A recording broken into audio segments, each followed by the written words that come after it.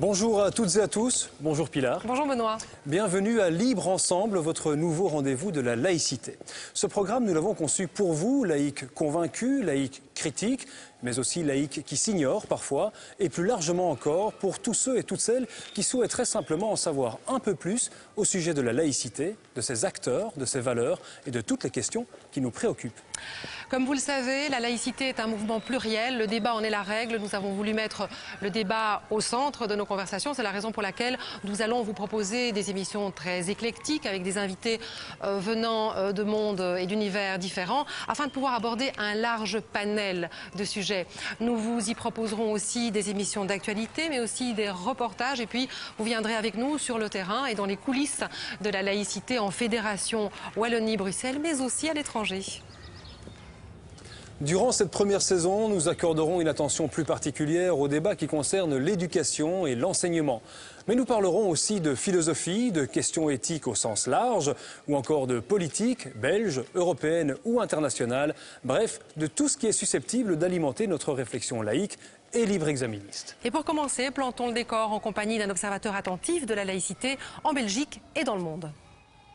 Jean-Philippe Schreiber, bonjour. Bonjour. Vous êtes membre du Centre interdisciplinaire d'études des religions et de la laïcité de l'Université libre de Bruxelles. Le célèbre naturaliste britannique Richard Dawkins a eu cette formule « Organiser des athées, c'est comme essayer de créer un troupeau de chats ». Est-ce à dire que les libres penseurs et a fortiori les laïcs sont à ce point individualistes qu'ils sont incapables de s'organiser? Sont-ils incapables de s'organiser? Non, ils s'organisent. Ils s'organisent, mais ils sont très diversifiés. Alors ça peut peut-être offrir l'image d'un troupeau un peu incohérent. En même temps, c'est peut-être ce qui fait à la fois son charme et sa particularité.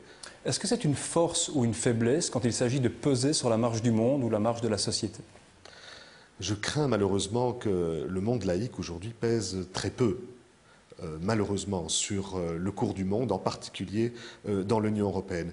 En même temps, je crois qu'il est utile que ce mouvement ne soit pas trop structuré, pas trop rigide sur le plan idéologique, qu'il montre sa diversité, qu'il montre son pluralisme pour parvenir à recueillir l'assentiment d'un certain nombre d'Européens qui se reconnaissent dans l'humanisme global du monde laïque, mais peut-être pas nécessairement dans tous ces combats.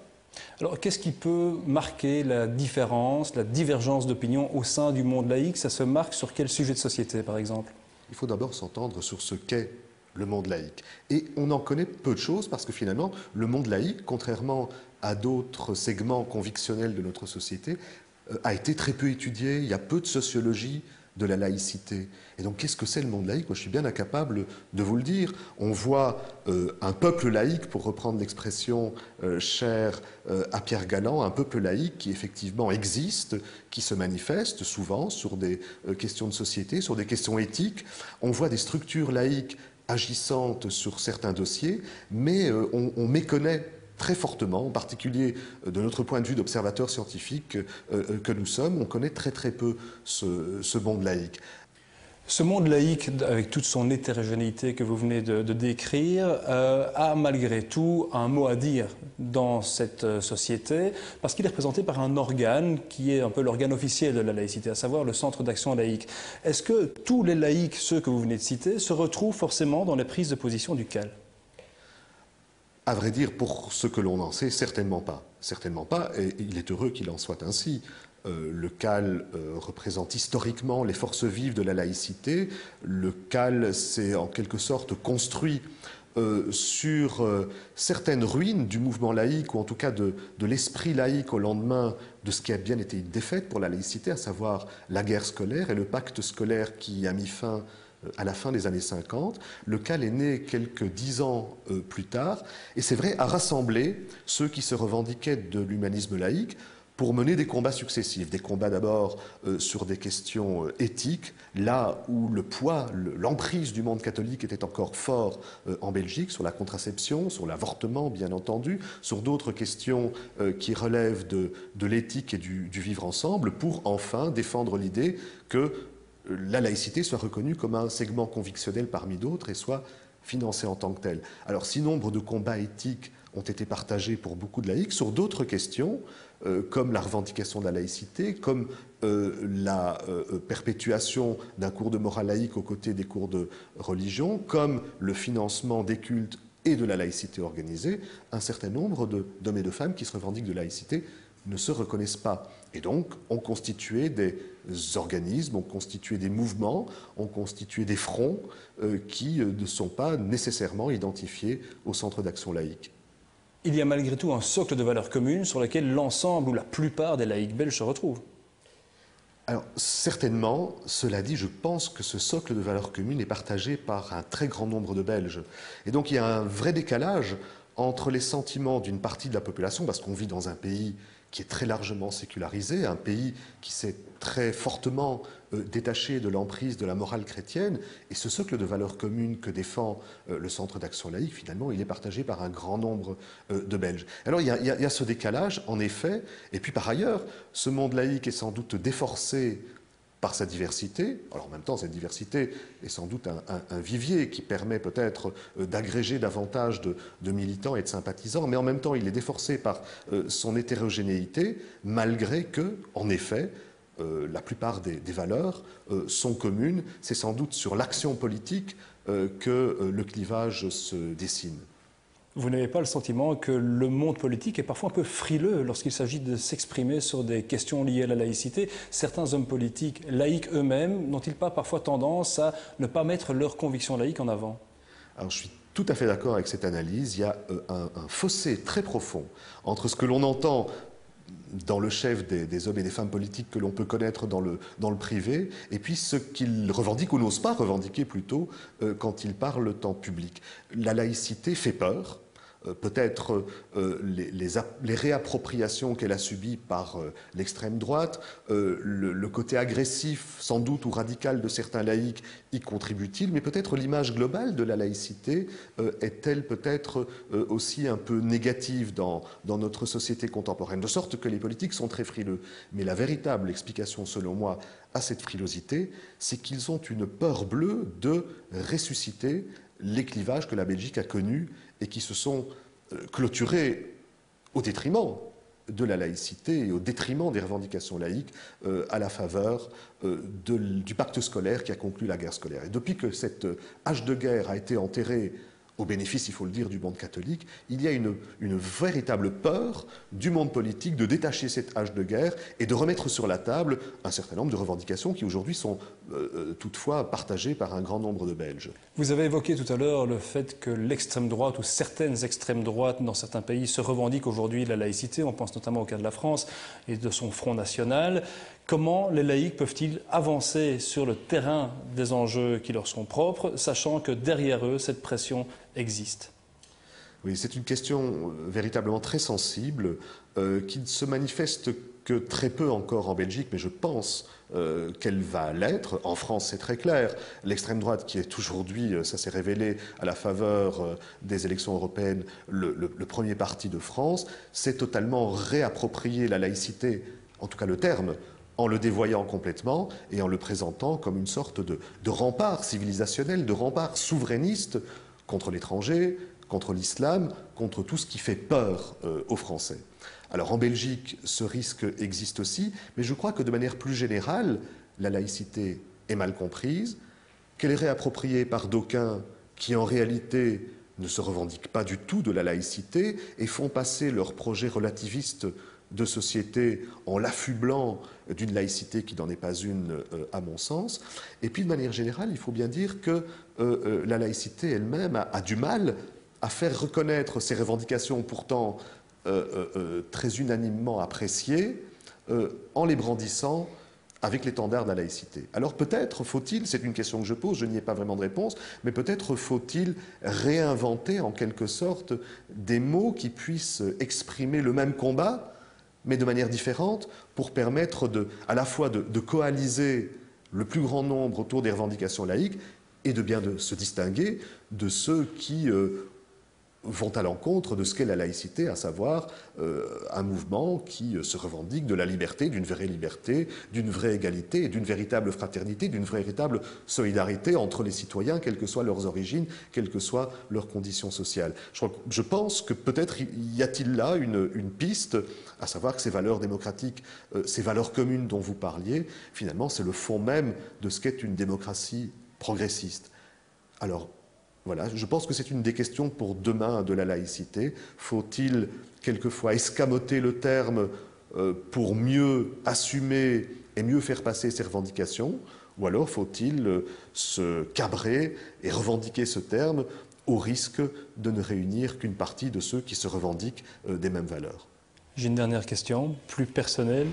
Jean-Philippe Schreiber, on m'a soufflé que vous étiez vous-même assez critique à l'égard du système de financement public des cultes, en ce compris du financement de la laïcité. Vous collaborez néanmoins assez régulièrement avec le CAL, le Centre d'action laïque. Comment expliquez-vous cet apparent paradoxe? Je ne pense pas qu'il y ait de paradoxe. Effectivement, je suis très critique à l'égard du système global de gestion du religieux en Belgique, et notamment du financement des cultes et des convictions. Dans le même temps, il est tout à fait logique et tout à fait légitime, dès le moment où nous maintenons ce système, que le monde de ceux qui se revendiquent de la laïcité, qui se revendiquent de l'agnosticisme, qui se revendiquent de l'impartialité des pouvoirs publics, participe au bénéfice de ce système. Mais j'imagine que nous trouverons à l'avenir d'autres militants pour tenter de parvenir à un système beaucoup plus égalitaire et qui n'offre pas ces mêmes privilèges à des religions et à la laïcité organisée qui, selon moi, contreviennent quelque peu à l'égalité des citoyens et à une bonne gestion des convictions dans un État démocratique. Jean-Philippe Schreiber, merci d'avoir répondu à nos questions. Merci à vous. Eh bien, je vous propose à présent d'aller à la rencontre d'un des piliers de la laïcité en Belgique. Nous sommes ici devant le Centre d'action laïque qui a pour but de promouvoir et de défendre la laïcité. Le CAL fédère 7 régionales et coordonne 27 associations laïques. Son équivalent flamand est De Mens Nu et ensemble, ils constituent le Conseil central laïque qui est l'organe représentatif de la communauté non confessionnelle de Belgique. J'ai maintenant rendez-vous avec Henri Bartholoméussen, le président du CAL, pour une courte interview. Henri Bartholoméussen, vous êtes le président du Centre d'action laïque, voilà déjà 6 mois. Puis-je vous demander ce qui vous a motivé à prendre la présidence? C'est une opportunité qui ne se refuse pas. Quand des hommes et des femmes vous font confiance, vous investissent de leur confiance pour porter un projet et vous permettre de participer à la marche du monde, parce que je pense que la laïcité est vraiment une option pour l'humanité. C'est une chose qui forcément passionne. Je suis vraiment très heureux en tout cas d'avoir pu accepter cette fonction. Puisque vous nous parlez d'options pour l'humanité, est-ce que je peux vous demander quels sont précisément les grands défis à relever pour le CAL actuellement? Mais son premier défi sera probablement un effort de clarification. On sait qu'en Belgique, nous vivons une histoire très particulière par rapport à la laïcité. Nous avons été investis en tant que laïcité organisée de la mission particulière qui consiste à assurer la défense des valeurs morales de la communauté dite non confessionnelle. Et c'est une chose fort importante sans doute, mais qui souvent induit le trouble, brouille un peu le message. La laïcité a notamment cela pour fonction, mais elle a surtout une autre fonction beaucoup plus universelle, qui consiste effectivement à affirmer l'autonomie de la personne, à affirmer la contingence des appartenances, à affirmer la séparation de la sphère publique et de la sphère privée, et à constituer, si vous voulez, une créance dans le chef des citoyens à l'égard de l'État, à l'égard de l'État de droit. Vous voyez que l'ambition est bien plus large que d'assurer la défense des valeurs morales d'une communauté dite non confessionnelle. C'est même peut-être à certains égards aux antipodes même du projet laïque, puisque le terme communauté et laïcité vont mal de pair. La laïcité a une vocation à l'universalité et non pas à la communauté, et encore moins bien sûr au communautarisme. Est-ce qu'on pourrait définir la laïcité belge comme ceci? Est-ce qu'on pourrait dire qu'elle prend part ou qu'elle fait partie d'une spiritualité parmi d'autres? Est-ce que vous seriez confortable avec cette définition? Elle n'est pas indifférente de la spiritualité, mais je ne pense pas que ce soit la spiritualité qui la caractérise. Je veux dire par là que La laïcité, je l'ai définie par rapport à 3 critères, l'autonomie de la personne, la créance vis-à-vis de l'État, les droits fondamentaux de l'individu, mais au fond, c'est la condition, la proto-philosophie qui autorise toutes les autres, qui autorise, je dirais, aussi bien les convictions confessionnelles que non confessionnelles, toute forme de spiritualité. Au fond, le seul ennemi de la laïcité, on pourrait l'identifier dans le radicalisme, dans le cléricalisme, dans les fondamentalismes, dans tout ce qui relève de l'intégrisme.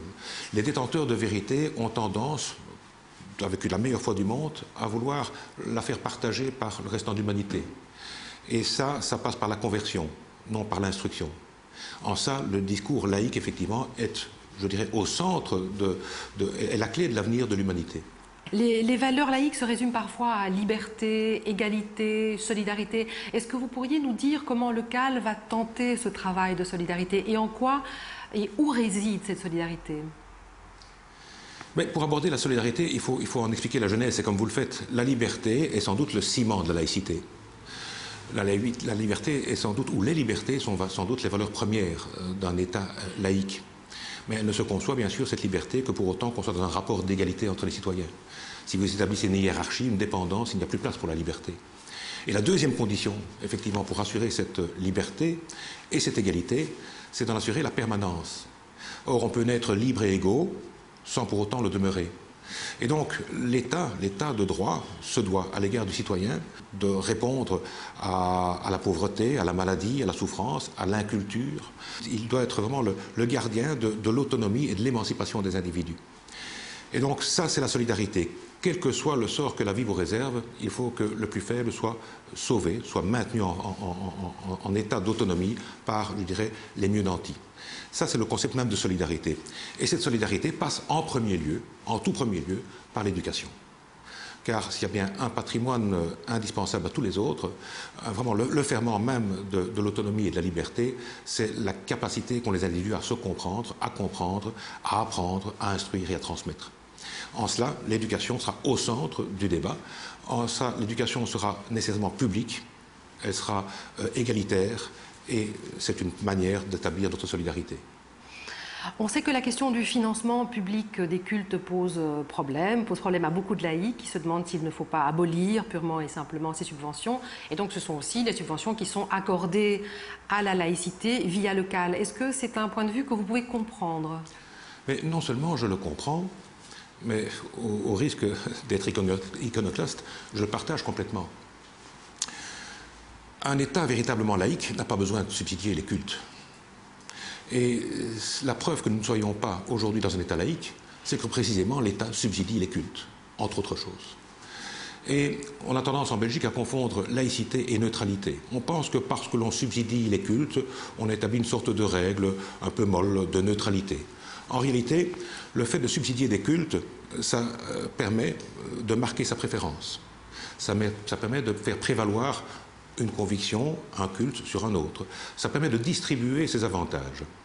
Et je serais le premier à penser que dans un monde idéal, un monde où, je dirais, l'État belge n'aurait pas trahi en quelque sorte la laïcité de sa constitution, eh bien, il n'y aurait pas lieu de subsidier ni les cultes et encore moins la laïcité organisée. Donc le jour où nous aborderons vraiment et de plein pied, de manière concrète, la laïcité de l'État, il ne sera plus nécessaire de financer la laïcité. Quelle est votre vision du dialogue avec les religions? Pensez-vous que ce dialogue est nécessaire, qu'il doit exister? Si oui, comment pensez-vous le mener et à quelle fin? D'une manière générale, je pense que le dialogue est toujours nécessaire. Le dialogue, c'est ce qui oblige les interlocuteurs à se reconnaître entre eux. C'est se reconnaître comme humain, comme susceptible comment dirais-je, de mériter le débat. Et au fond, si on veut éviter les antagonismes et les luttes comme moteur de l'histoire, il faut toujours préférer le dialogue. Mais le dialogue n'est pas la conversion. Le dialogue, c'est aussi savoir conserver ses convictions personnelles, les soumettre je dirais, à la contradiction de l'autre et y voir place pour une richesse. Donc le jour où ce dialogue, et il s'opère déjà avec de nombreux croyants, qu'ils soient chrétiens, qu'ils soient musulmans, qu'ils soient juifs, on voit de plus en plus effectivement que la modernité a pénétré les populations, fussent-elles croyantes, et que donc il y a place à la fois pour un dialogue laïque et basé sur le respect des convictions. Si vous me dites cela, c'est que vous considérez que la laïcité, le CAL, n'a pas pour vocation de s'adresser uniquement aux athées et ou aux agnostiques, mais qu'il peut aussi ouvrir la porte à certains croyants qui pourraient trouver leur place dans le mouvement laïque? J'en suis intimement convaincu. Je pense que ce dont le monde a besoin aujourd'hui, ce sont des passeurs, ce sont des gens qui sont capables de sortir de leurs convictions pour partager en commun ce qu'il y a de plus essentiel, le plus fondamental, le plus invariant chez l'être humain.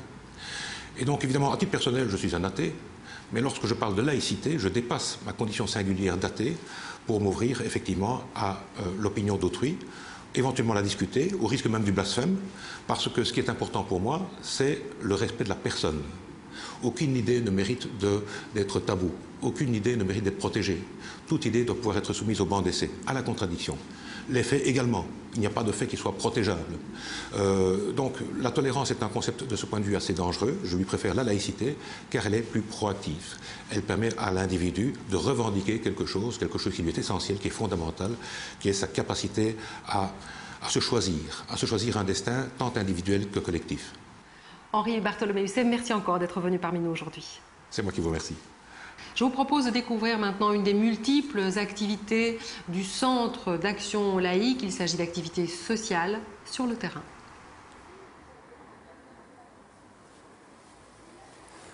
Nous sommes ici devant le centre culturel de Tubize où l'on inaugure aujourd'hui une exposition un peu particulière puisque tous les artistes qui y participent sont âgés de 9 à 15 ans. Il s'agit en fait d'un groupe de jeunes qui fréquentent l'atelier Créativité de la Fabrique de Soie, l'antenne du Centre d'action laïque en Brabant Wallon, ici à Tubize. L'exposition s'intitule Ordre et désordre et moi dans tout ça, une question à laquelle ces jeunes artistes ont voulu répondre de façon très personnelle, vous allez le voir.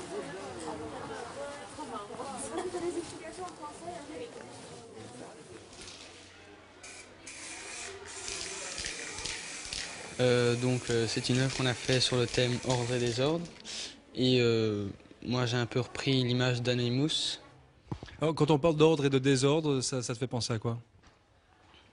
Ça me fait penser à tout ce qui se passe bien et tout ce qui se passe mal dans le monde.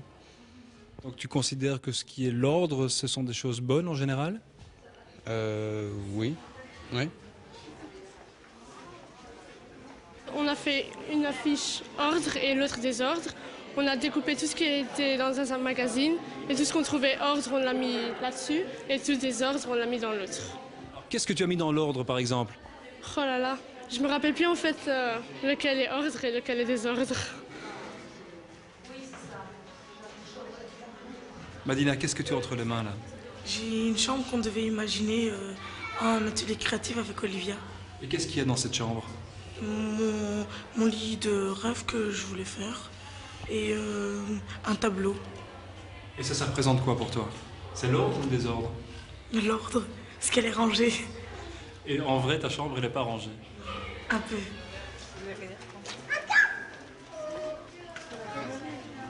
En fait, l'idée, c'est de pousser les jeunes à se positionner, à s'affirmer, un petit peu à essayer de réfléchir comment ils se positionnent dans l'ordre et dans le désordre du monde. Et l'ordre et le désordre du monde, ben pour un jeune, c'est l'école, c'est la chambre, la famille, mais la planète. Et donc voilà, c'est un peu ça l'idée, c'est de les pousser dans leurs derniers retranchements par rapport à toutes ces thématiques, ces sous-thématiques qui font leur environnement de tous les jours. Ça va donc bien au-delà de la simple expérience artistique. Alors oui, en fait, à la Fabrique de Soie, on passe son temps à mixer réflexion, création, expression, art. Donc on mélange tout ça sans cesse avec les jeunes pour les faire réfléchir d'une part, et puis pour leur donner l'occasion de s'exprimer, parce que certains ont plus de difficultés à s'exprimer avec des mots. Par contre, ils s'expriment très très bien en peinture, en dessin, en sculpture ou dans des performances. La première fois que vos enfants participent à une exposition? Non, pas du tout. J'ai ma grande fille qui est là, ça fait 3 ans qu'elle est là. Donc elle expose, c'est sa 3e année et je trouve ça magnifique. Il y a des choses que je ne vois pas à la maison qu'elle fait, qu'ici elle se laisse aller, elle se découvre elle-même et que je la découvre moi en plus ici. Vous avez une idée de ce qui pousse les parents à inscrire leurs enfants à vos activités? Je pense qu'ils sentent que la Fabrique de Soie, mouvement laïque, s'inscrit vraiment comme partenaire de l'éducation des enfants, partenaire de la scolarité, partenaire beaucoup plus global dans la réflexion, dans l'ouverture, dans l'expression, enfin dans tout ce qu'on peut apporter à un jeune pour l'aider à se construire finalement. Et donc il y a pas mal de parents qui sentent assez vite qu'on ouvre des tas de portes pour leurs jeunes. Et puis il y a des parents qui disent nous on va à la fabrique de soie pour le soutien scolaire. D'autres disent non, nous on va à la fabrique de soie pour l'éveil artistique par exemple. Ça arrive. Mais on a beaucoup de parents qui inscrivent leurs enfants chez nous pour l'éventail des activités qu'on peut proposer à un enfant ou à un adolescent. Qu'est-ce qui vous a donné envie d'inscrire vos enfants à la fabrique de soie?